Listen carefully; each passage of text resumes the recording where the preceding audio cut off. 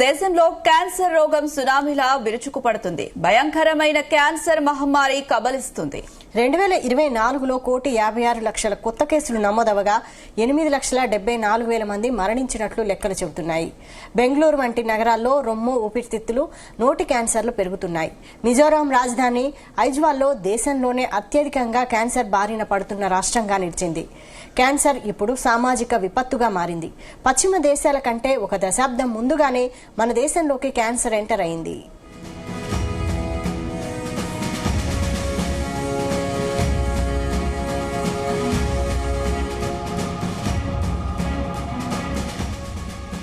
ఆరోగ్య సూత్రాలు పాటించకపోవడంతో మరింత విజృంభిస్తుంది. అలాగే మన దేశంలో ప్రైవేటు వైద్యం లక్షలతో కూడుకున్నది.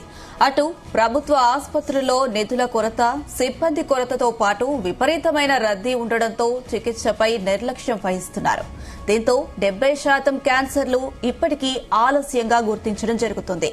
దీంతో క్యాన్సర్ జాతీయ అత్యవసర పరిస్థితిగా మారే ప్రమాదం ఉంది.